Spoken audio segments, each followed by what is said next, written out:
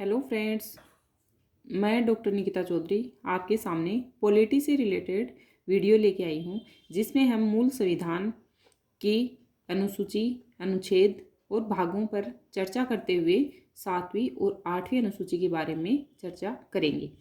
जिसमें कि हम देखते हैं मूल संविधान। मूल संविधान में 395 अनुच्छेद, 22 भाग और 8 अनुसूचियां थी।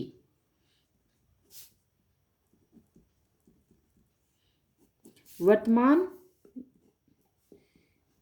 मूल संविधान में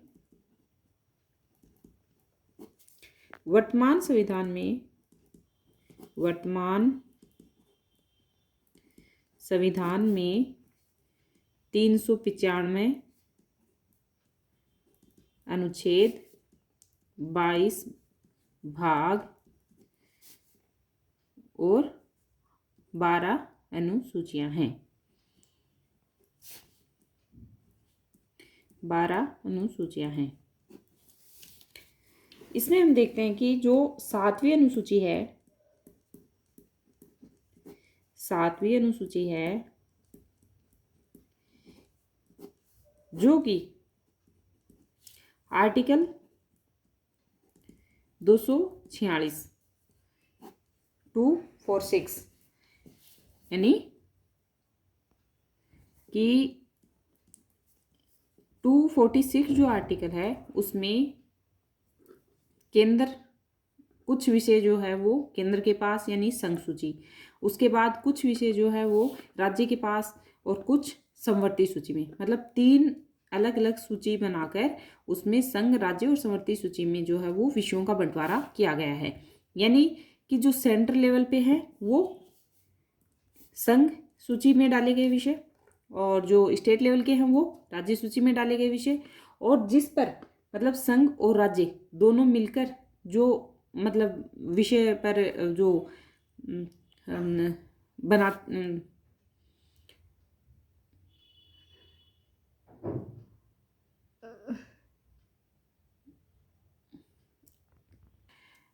जिसमें सेंटर के पास भी और राज्य के पास मतलब दोनों मिलकर जो कानूनों का निर्माण करते हैं वो समवर्ती सूची में जो है वो उनको डाला गया है। उसके बाद जो विषय संघ सूची, राज्य सूची और समवर्ती सूची में भी शामिल नहीं है, यानी कि उन पर कानून बनाने का अधिकार किसका है? संसद का है। यानी और उनको मतलब कौन से विषय बोले जाते हैं? अवशिष्ट विधायी शक्तियां जो है वो बोली जाती हैं, जो हमारे संविधान के भाग आर्टिकल 248 में डाले गए हैं।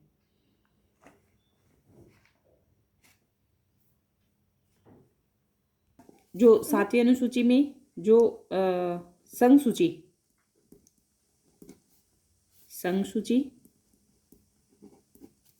राज्य सूची, समवर्ती सूची,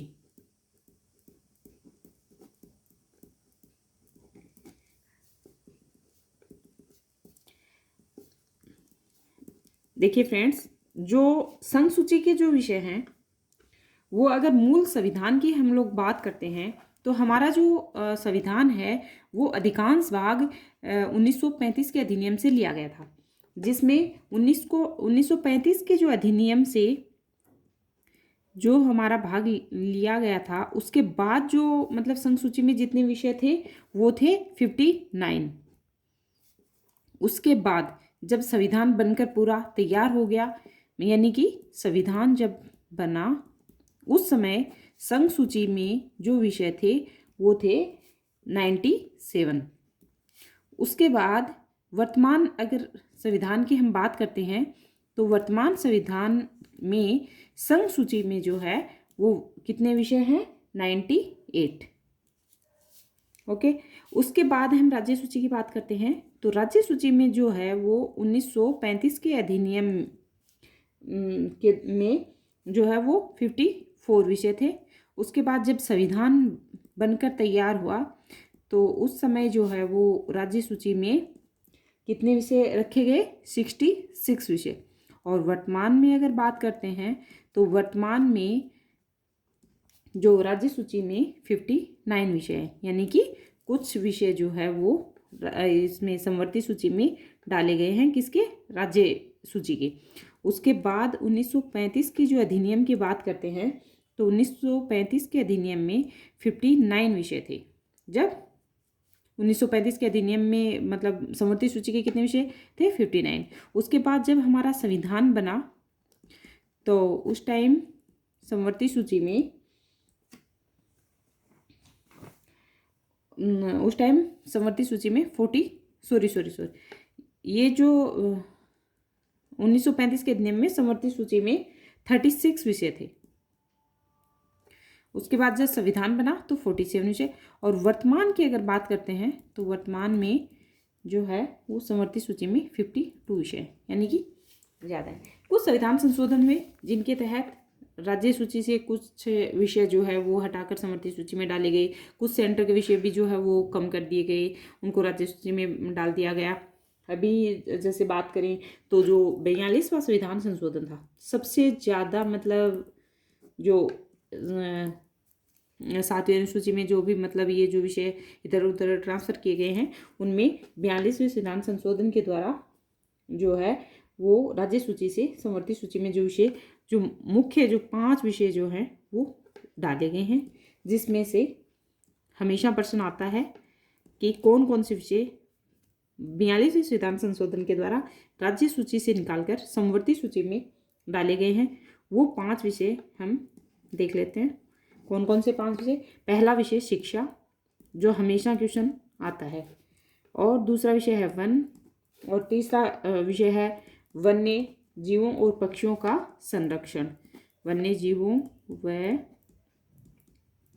पक्षियों का संरक्षण, पक्षियों का संरक्षण।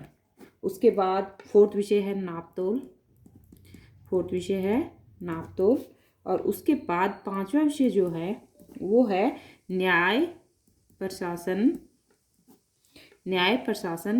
एवं उच्चतम न्याय प्रशासन एवं उच्चतम न्यायालय प्लस उच्च न्यायालय, यानी कि सुप्रीम कोर्ट यानी और हाई कोर्ट, उच्च न्यायालय के अलावा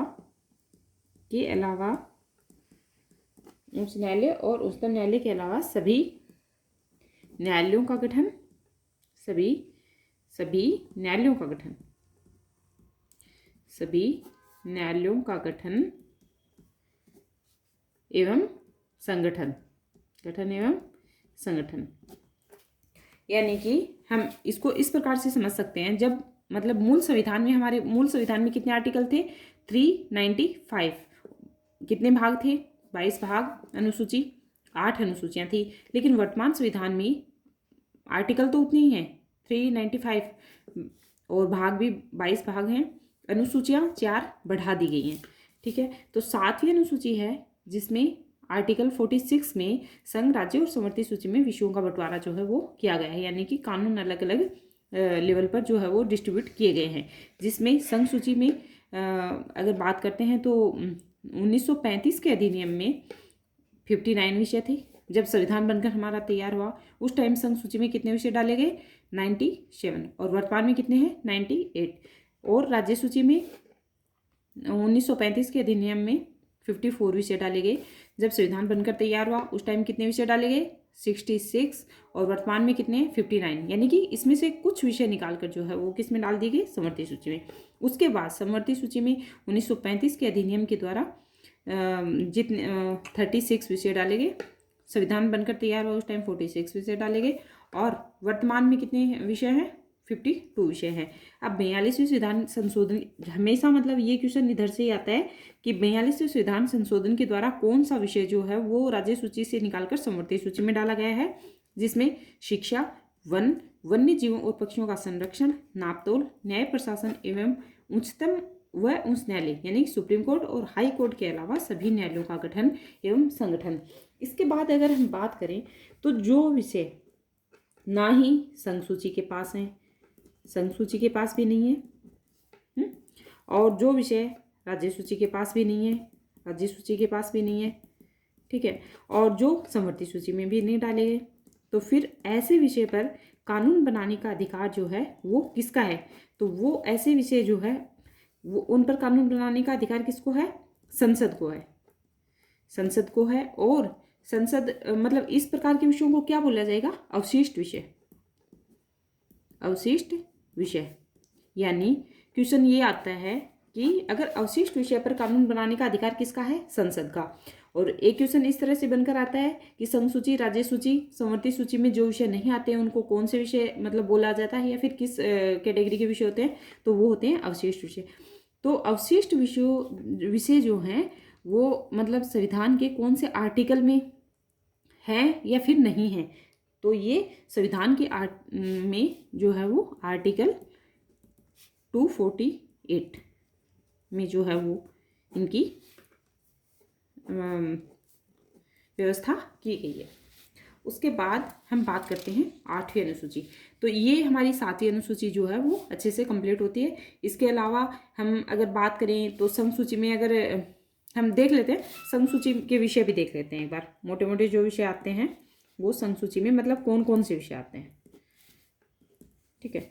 तो संघ सूची में जो विषय आते हैं मतलब जहाँ से क्वेश्चन आता है वही विषय हम एक बार देख लेते हैं।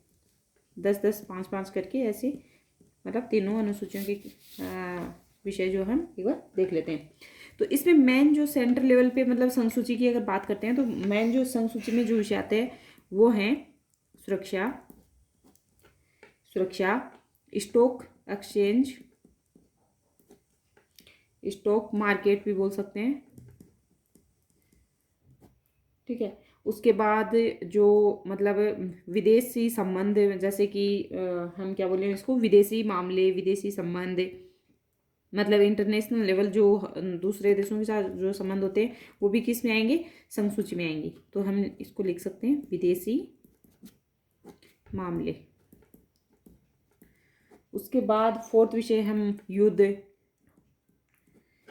उसके बाद जो संधि समझौते जो दूसरे देशों के साथ, तो अंतर्राष्ट्रीय संधियां, ठीक है। उसके बाद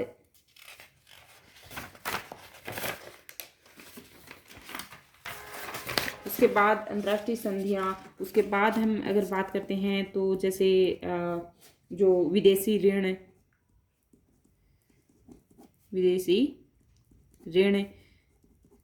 ठीक है। उसके बाद बैंकिंग से संबंधित मामले वो भी संघ सूची में आएंगे। फिर हम वायु, जल, रेल, परिवहन की बात करें तो वो भी संघ सूची में आएंगे। उसके बाद हम जनगणना की बात करें तो वो भी संघ सूची का विषय है।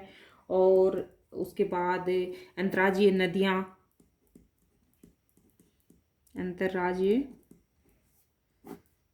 नदियाँ ये भी संघ सूची का विषय है। और उसके बाद हम देखते हैं तो एक विषय जो है वो सिटीजनशिप वाला, यानी कि नागरिकता जो है, यानी मेन जो मोटा मोटी अगर देखें हम तो ये विषय जो है वो संघ सूची में आते हैं। कौन कौन से विषय आते हैं संघ सूची में? ये आते हैं सुरक्षा, स्टॉक मार्केट, विदेशी मामले, युद्ध, अंतर्राष्ट्रीय संधियां, अंतर्राज्यीय नदियां, विदेशी ऋण, बैंकिंग, जल, वायु, रेल, परिवहन और जनगणना और नागरिकता। उसके बाद अगर बात करें तो राज्य सूची के विषय, जहाँ से क्वेश्चन आते हैं मैं वही विषय जो है वो आपके सामने लिख रही हूँ।